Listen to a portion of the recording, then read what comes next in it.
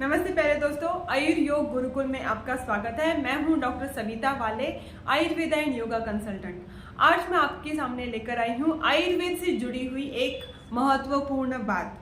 तो आयुर्वेद शास्त्र के अनुसार यह बताया जाता है कि हर एक डिसीज का एक मूल कारण होता है आपका अयोग्य आहार विहार।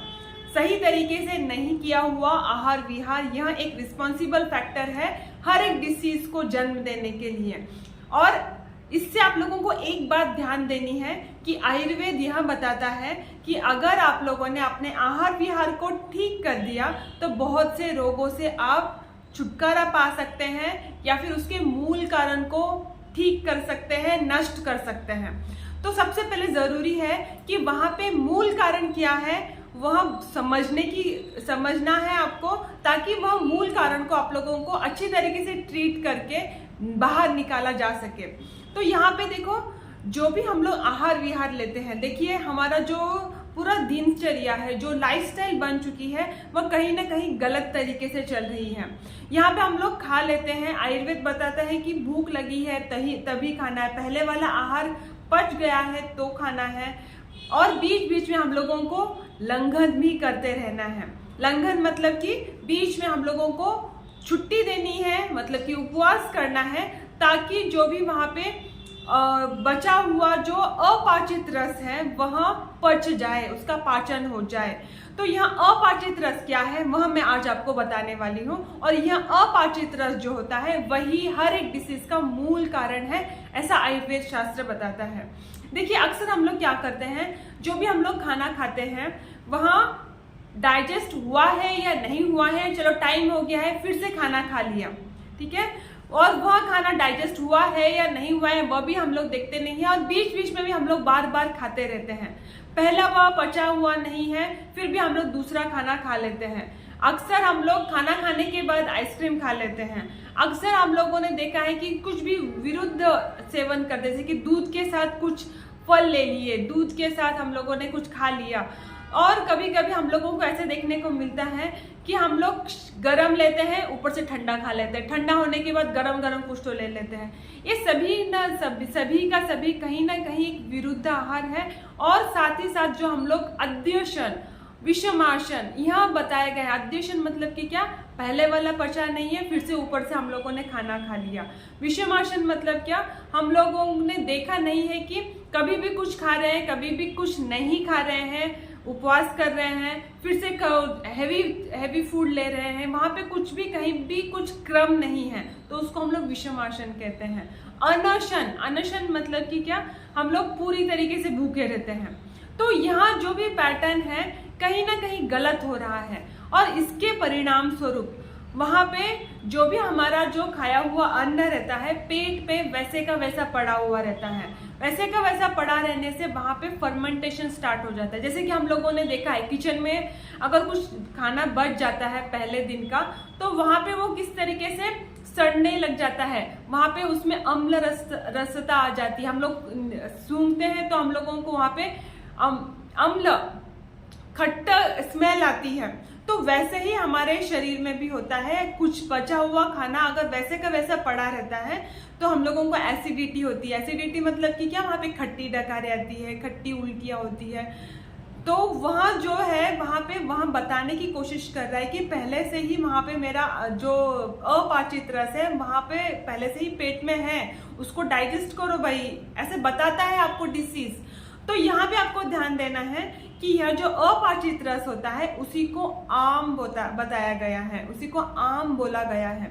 यह आम जो रहता है यह कच्चा रस रहता है, अपाचित रस रहता है, जो कि शरीर में यूटिलाइज नहीं किया जा सकता है। वह एक प्रकार से टॉक्सिसिटी निर्माण करता है जो कि शरीर से बाहर निकालने की बहुत जरूरी है।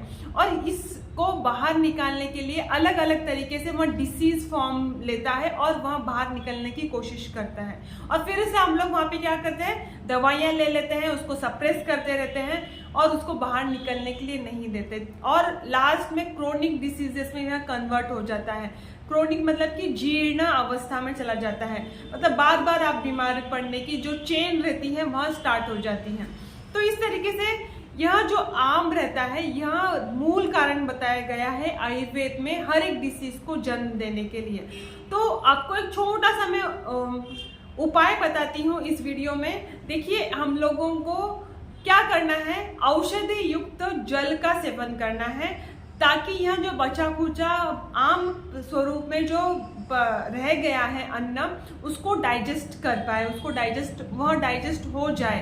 तो देखिए, मैं सबसे पहले रहेगा जल चिकित्सा में हम लोग कह सकते हैं इसको हम लोग कहेंगे शुंठी का पानी।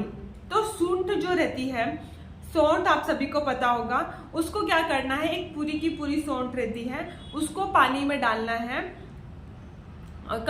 तकरीबन 15 से 20 ग्राम की सूंठ अगर ले लेते हो तो 1 गिलास पानी में अगर हम लोग उसको डालते हैं, उबालना है, आधा होने देना है और वही आपको पीना है। वह आपको 1 हफ्ते तक पीना होगा, ताकि इससे क्या होने वाला है, कफ से रिलेटेड जो भी बीमारियां हैं वह यहाँ पे ठीक होने वाली है। साथ ही साथ आम का जो यहाँ पे पाचन होने वाला है, बहुत ही उत्तम जल बताया गया है सूंठ के पानी को।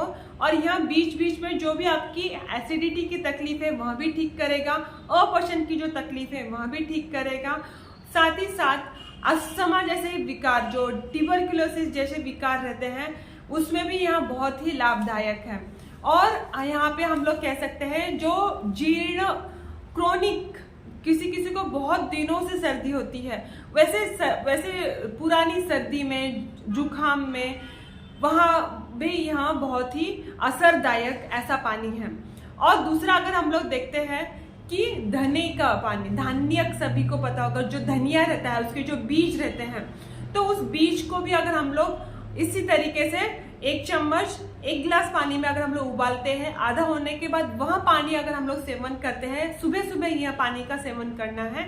और इससे पित्त रिलेटेड जो भी डिसीजेस हैं, जैसे कि हाइपर एसिडिटी है, खट्टी डकारे आना है, और साथ ही साथ हम लोग कह सकते हैं जलन जो होती है शरीर में, हार्ट बर्न होता है या फिर हाथ पैरों में जलन होती है, पेशाब में जलन होती है, वहां पे भी यह बहुत ही अच्छा असर देने वाला है। तो बहुत ही आसान सा नुस्खा है यहाँ, वह आपको अपनाना होगा। और साथ ही साथ आपके शरीर में जो जमा हुआ आम है उसको पाचन करने के लिए बीच बीच में आपको उपवास करना है, लंघन बताया गया है। उपवास में बहुत सारे रिसर्च हो रहे हैं अभी, और जो प्रूफ कर रहा है यहाँ पे ऑटोफेजी जो रहता है, हमारे शरीर में जो भी बीमारी युक्त जो सेल्स होते हैं वो खुद ब खुद वहां पे डेड होना स्टार्ट हो जाते हैं। तो वह उपवास का परिणाम है। तो बीच बीच में लंघन कीजिए, उससे भी यहाँ पे आम का पाचन होने में बहुत ही मदद होने वाली है। और यहाँ पे उपवास के वक्त आपको फलाहार लेना है, पानी लेना है। हैवी जो फूड हम लोग तला हुआ खाते हैं, साबूदाना की खिचड़ी वगैरह खाते हैं, वह देखो अवॉइड करना है।